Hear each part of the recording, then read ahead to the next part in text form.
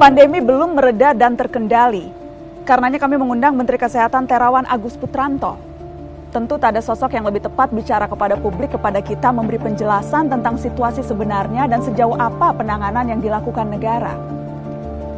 Adalah Pak Terawan yang punya wewenang, akses anggaran dan pemberi arahan. Pastilah di atas sana beradu banyak kepentingan, namun Pak Terawan semestinya orang paling gencar memperjuangkan kepentingan kesehatan. Presiden terus membentuk tim berbagai rupa, menteri-menteri lain juga sudah angkat suara, namun selama jabatan Menteri Kesehatan masih di tangan, tanggung jawab terbesar tak bisa lepas dari pundaknya. Kesekian kalinya kami mengundang, inilah kursi dan panggung mata najwa untuk Menteri Terawan.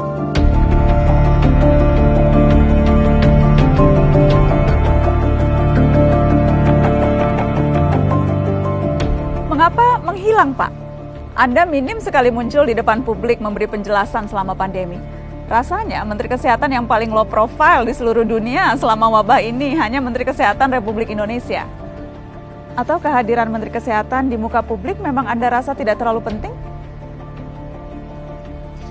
Sejak awal pandemi Anda terkesan menganggap virus ini bukan ancaman besar. Apakah kini Anda mengakui bahwa kita kecolongan dalam langkah penanganan di awal yang seharusnya bisa lebih tanggap?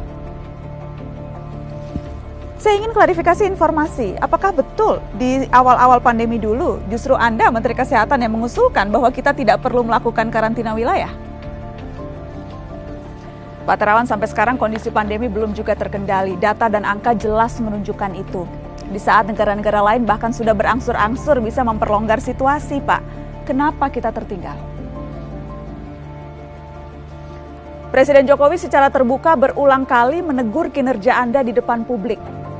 Berangkat dari penilaian atasan Anda itu, saya akan beri kesempatan pada Anda untuk menjelaskan soal teguran itu satu persatu, Pak Menteri. Kenapa tes kita belum juga mencapai target? Kenapa resapan anggaran kementerian masih rendah? Kenapa berbagai peraturan dan birokrasi masih berbelit di Kementerian Kesehatan? Dan kenapa perlindungan tenaga kesehatan kita belum maksimal? Spesifik soal tenaga kesehatan, angka kematian nakes kita sangat tinggi dan masih terus naik. Bukankah Menkes seharusnya menjadi pelindung dan pembela utama nakes? Kapan perbaikan bisa kita lihat?